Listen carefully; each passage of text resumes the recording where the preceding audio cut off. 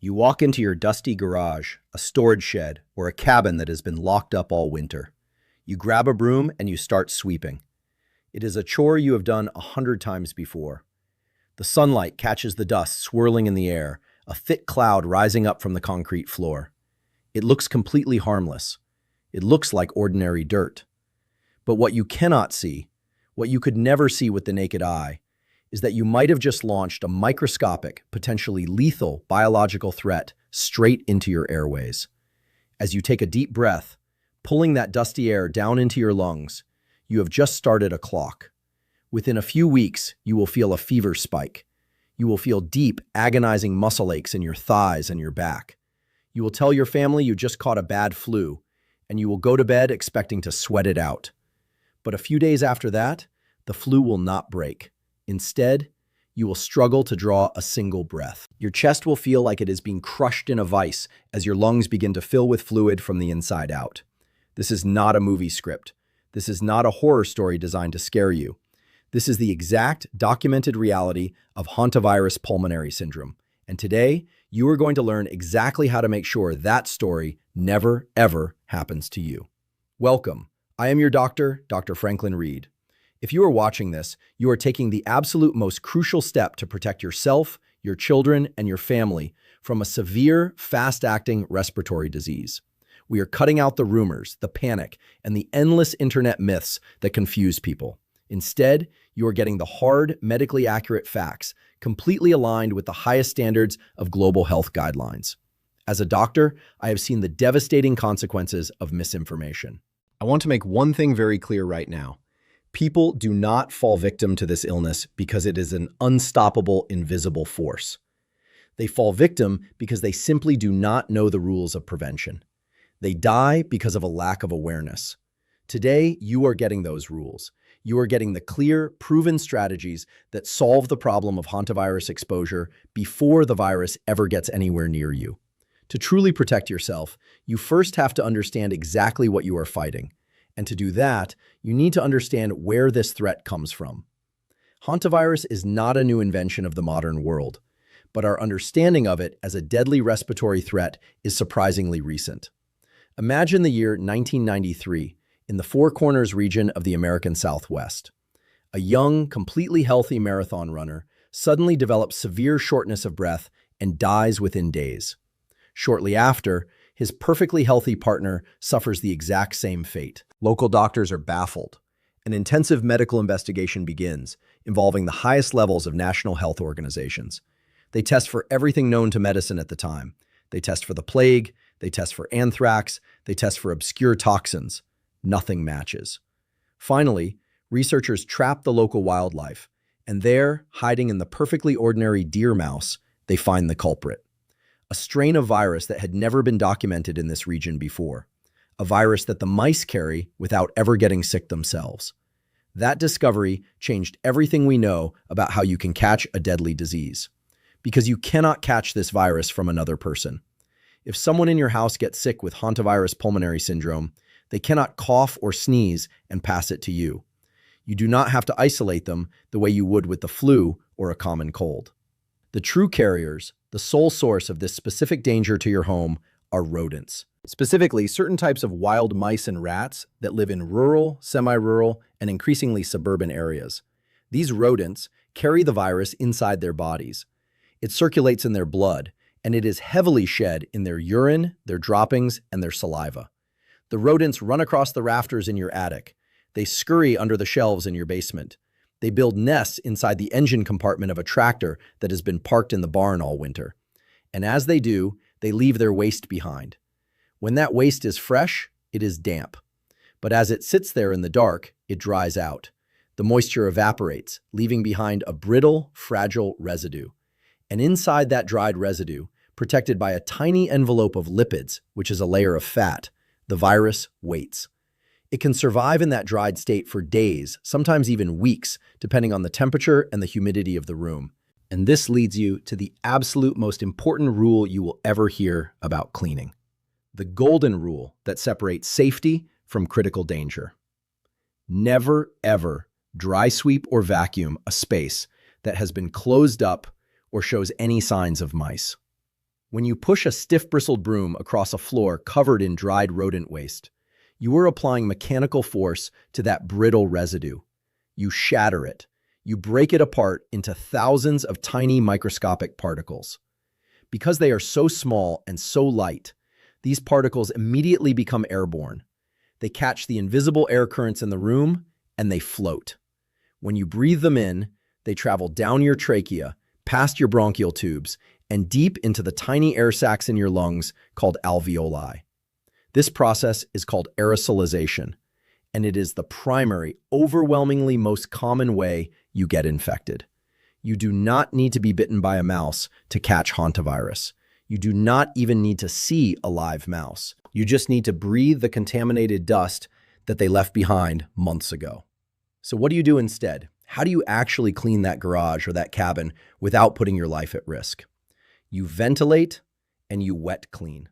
When you open up a shed, a cabin, a storage unit, or an attic that has been sitting empty, do not walk right in and start moving things around. Open the doors wide. Open every single window you can reach. Create a cross breeze. Then, step back and leave the area entirely for at least 30 minutes. Do not stand in the doorway. Walk away. Let the fresh air circulate and naturally clear out any stagnant dust that might already be hanging in the air. When you go back in, you must protect your airways before you touch a single thing. You need to wear a respirator mask. A loose cloth mask that you wear to the grocery store will not protect you from this. A standard blue surgical mask will not protect you. You need a mask specifically rated to filter out very fine microscopic particles. You are looking for an N95 respirator or a higher rated equivalent like a P100. This mask must seal tightly to your face. If you have a thick beard, the mask cannot form a seal against your skin, and the contaminated air will simply bypass the filter and go straight into your lungs. Once your mask is securely on, and you are wearing rubber or heavy-duty vinyl gloves, you must kill the virus where it sits before it can ever become airborne. You do this by attacking the virus's weak point, its lipid envelope. That layer of fat that protects the virus is highly vulnerable to chemical disinfectants. You do not need expensive, specialized medical chemicals. You need household bleach. You must mix a fresh solution of household bleach and water. The standard medical recommendation, which you must follow exactly, is 1.5 cups of bleach to 1 gallon of water. If you are using a smaller spray bottle, that is roughly 1 part bleach to 9 parts water. Spray this bleach solution directly onto any droppings, any urine stains, any nesting materials, and any dead rodents you find. You must spray it until the material is completely soaked. And then you wait. This is where people make a critical mistake. They spray and immediately wipe. You must let that bleach solution sit on the contaminated material for at least 5 to 10 full minutes. This contact time is non-negotiable. It gives the chemical the time it actually needs to break down the lipid envelope, penetrate the virus, and completely destroy it. Once the material is soaking wet and the virus is dead, it can no longer become airborne. You then use heavy-duty paper towels or disposable rags to wipe it all up. You place those dirty paper towels directly into a thick plastic garbage bag. When you are done, you seal that bag tightly. You put it inside a second garbage bag, seal that one securely, and throw it into a covered outdoor trash can. You never put this waste in your kitchen trash. Finally, you take off your gloves, throw them away in the same outdoor trash, and wash your hands thoroughly with soap and warm water. You have just successfully medically neutralized a potential biological hazard. But cleaning up is only reacting to the problem after it has already happened. Your next goal, your permanent goal, is to ensure the rodents never get inside your living spaces in the first place. You need to look at your home, your garage, and your outbuildings the way a mouse does. A mouse does not have a collarbone like we do. It can squeeze its body through a hole, a gap, or a crack the size of a small coin, a dime. If you can slide a pencil into a crack, a mouse can probably get through it. You must systematically inspect the outside of your house. Look for gaps where plumbing pipes enter the foundation. Look around the exhaust vents for your dryer. Look at the weather stripping at the bottom of your garage door. You cannot just stuff these holes with old rags, newspaper, or standard expanding spray foam. Mice have incredibly strong teeth designed for gnawing. They will chew right through cloth and foam in a matter of hours. You need to seal those gaps permanently. You use tightly packed steel wool, heavy-duty metal wire mesh, and you lock it in place with strong exterior-grade sealing caulk or concrete. You also have to remove the environmental reasons that rodents want to live near you. They are looking for two things: food and shelter. If you have firewood stacked directly against the side of your house, you are giving them a perfect, warm, protected home right next to your front door. Move your wood piles at least 20 feet away from the house and elevate them at least a foot off the ground. Trim back large bushes, thick vines, and tall grass away from your foundation. If you make the area directly outside your house exposed, open, and unappealing, rodents will feel vulnerable to predators and they will go somewhere else. Inside your home, you must absolutely lock down their food supply.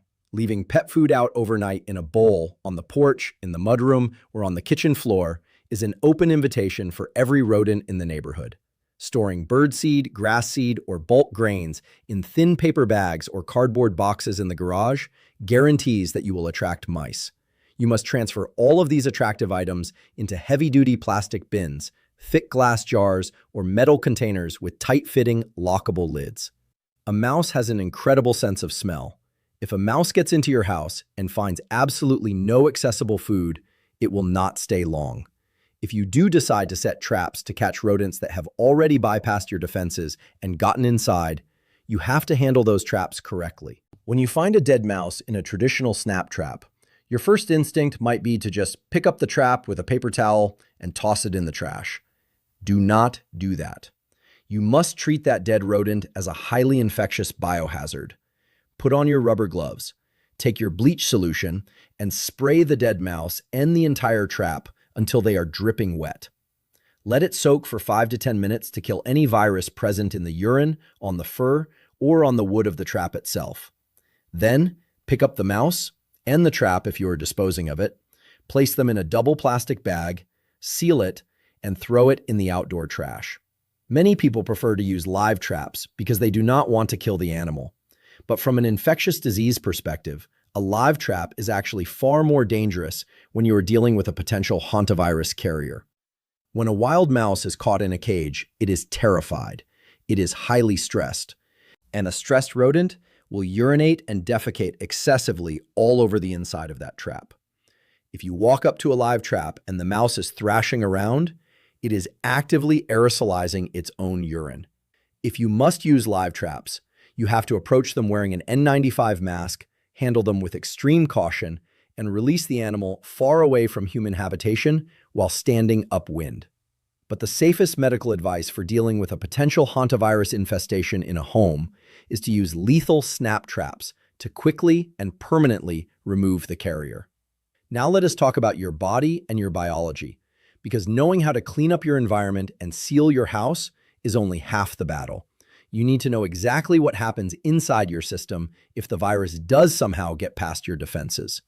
You need to know this so you can recognize the danger signs when every second counts. If you are exposed to hantavirus, if you breathe in that contaminated dust, you will not feel sick immediately. You will not cough. You will not feel a tickle in your throat.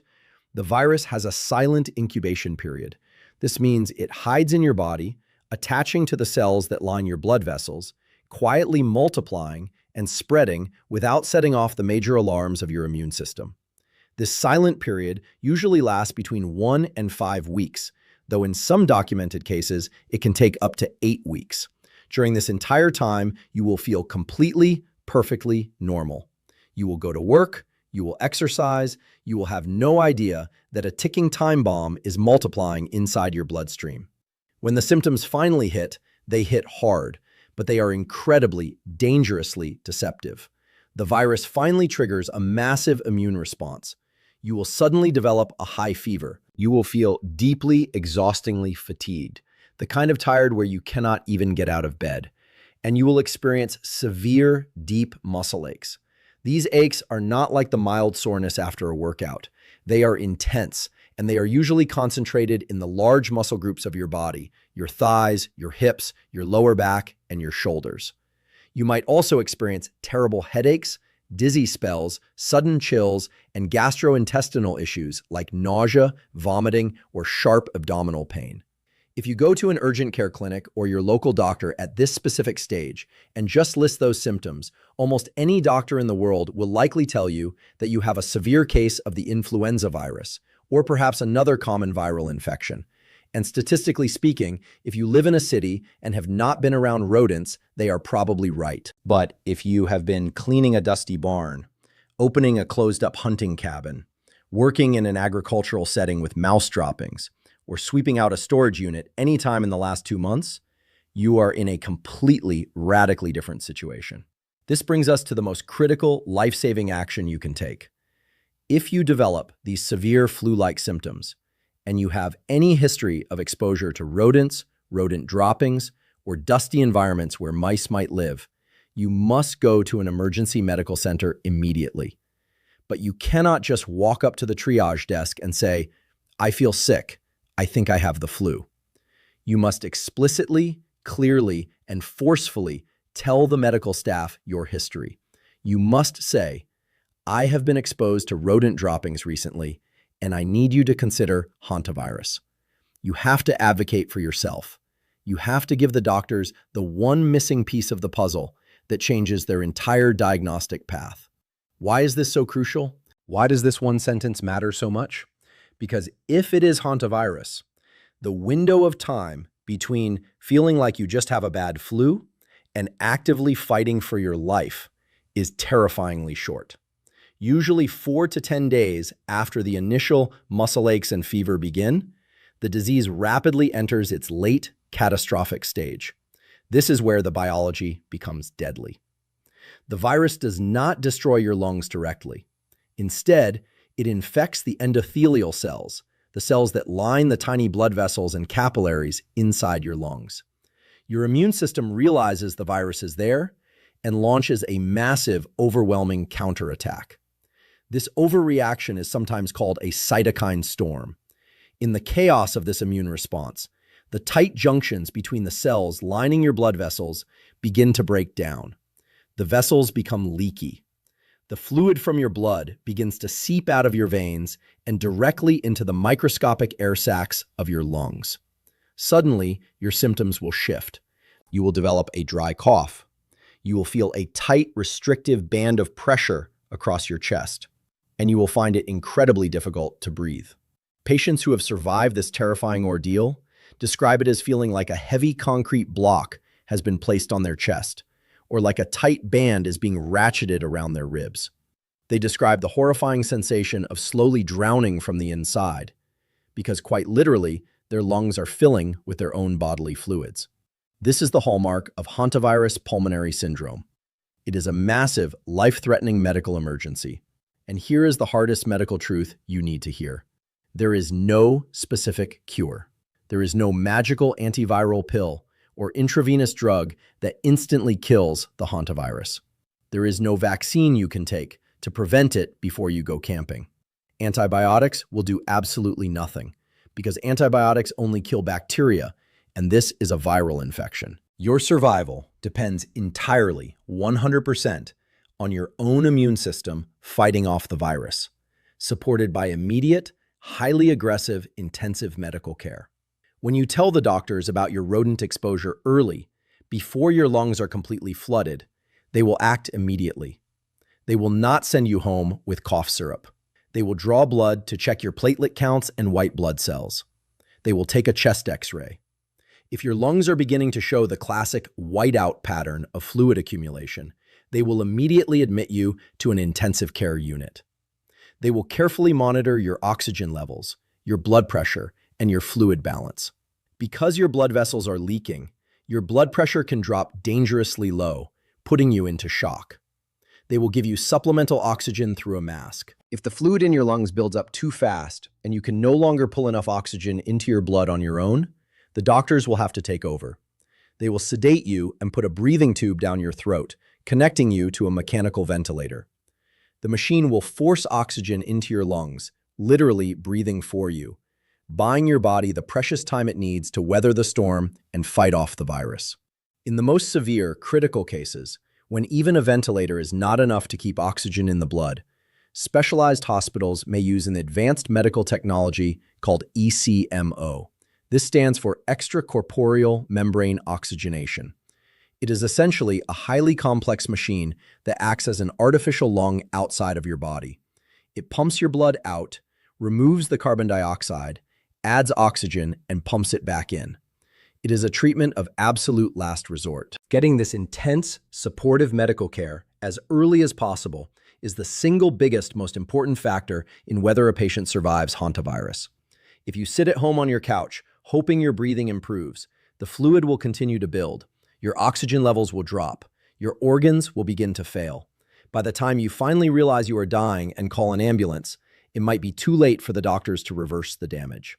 Recognizing the early deceptive symptoms and communicating your exposure to a doctor instantly is your ultimate safety net. It is the action that separates the survivors from the statistics. And you must remember that this risk is not confined to the dark corners of your house or your garage. You have to take this knowledge and these rules with you out into the world, especially into the outdoors. If you are a camper, a hiker, a hunter, or a fisherman, you are willingly entering the natural habitat of these rodents. You are walking into their territory. When you pitch a tent in the wilderness, do not set it up near obvious rodent real estate. Avoid setting up camp right next to large wood piles, deep rock crevices, or visible burrows in the ground. If you hike into a remote area and plan to sleep in a trail shelter, a yurt, or a rustic backcountry cabin, you must inspect it thoroughly before you unpack your sleeping bag. Look in the corners. Look on the sleeping platforms. If you see mouse droppings, do not take out a broom and sweep them out. Do not try to clean it dry. If you do not have a mask and bleach to wet clean the shelter properly, you must make the difficult choice to pitch a tent outside or sleep somewhere else. Your life is worth more than a dry place to sleep. When you store your food at a campsite, you must use heavy, rodent-proof containers, just like you would to protect your food from bears. Do not leave food scraps, dirty dishes, or wrappers around your tent, because the smell will draw foraging mice directly to your sleeping area in the middle of the night. Furthermore, we need to talk about high-risk occupations. If you work in construction, agriculture, landscaping, plumbing, or electrical work, you are constantly putting yourself in environments where rodents have lived undisturbed for years. If you are a plumber crawling into a dark, dusty crawl space under a house to fix a pipe, you are at risk. If you are an electrician pulling wire through the attic of a 50-year-old building, you are at risk. If you are a farm worker cleaning out an old grain silo, you are at risk. In these professions, wearing a proper N95 respirator should be as standard and as mandatory as wearing steel-toed boots or safety glasses. You must assess the environment before you disturb the dust. Let us take a moment to address and destroy the dangerous myths that surround this disease. We have already covered the fact that it does not spread from person to person. That is the most common myth. But there are others. There is a persistent myth that hantavirus only happens to people living in extremely rural, isolated farm communities. This is absolutely false. While rural areas have higher rodent populations, the carrier mice have been found in suburban neighborhoods, in the green spaces of major cities, and in modern apartment buildings that back up to parks or fields. The virus does not care about your zip code. It only cares if the carrier mouse is present. There is another myth that you can tell if a mouse is infected just by looking at it. This is a deadly assumption. An infected deer mouse looks completely healthy. It acts normally, it runs just as fast. The virus has evolved alongside these rodents for thousands of years. It does not harm its host. You cannot look at a mouse or look at its droppings and know if the virus is there. Therefore, the only logical medical approach is to treat every wild rodent and every pile of wild rodent droppings as if they are highly infectious. Every single rule, every single protocol you have learned today comes down to one core underlying principle. You must respect the environment, and you must control the dust. You now know that a simple household broom can be a dangerous, life-threatening tool in the wrong room. You know that a strong, freshly mixed bleach solution is your absolute best defense. You know exactly how to walk around your home and seal the microscopic entry points. You know how to secure your food and safely dispose of pests without endangering your lungs. Most importantly, you know the deceptive timeline of the symptoms. You know about the silent incubation period. You know about the sudden fever and the severe muscle aches. And you know the exact specific words you must say to an emergency room doctor to ensure they run the right tests and give you the life-saving care you need before the fluid takes over your lungs. As a doctor, my ultimate goal, my purpose, is to get this critical medical information into your hands before you ever get sick. I want to prevent the emergency room visit entirely. Today, you got that information. You are now protected by the best, most rigorously tested medical protocols available in the world. By watching this, by understanding the biology of the virus and the mechanics of the dust, you have solved the problem of accidental exposure for yourself. But out there, in the world, there are millions of people who still do not know a single thing you just learned. They are going to wake up this weekend and decide it is finally time to clean out the shed. They are going to drive up to their summer cabins and throw open the doors. They are going to grab a broom, start sweeping the dried dust into the air, and take a deep breath, completely and utterly unaware of the biological threat they are pulling into their lungs. They will think they are just doing a chore. You have the power to stop that tragedy from happening to someone you care about. Do not let this information sit idle. Send this video to your parents. Share it with your friends who love to hike, hunt, and camp in the outdoors. Send it to anyone you know who lives in a rural area or anyone who works in construction or farming. It costs absolutely nothing to share this knowledge. It takes 5 seconds to send a link. But that simple action could genuinely, literally save their life.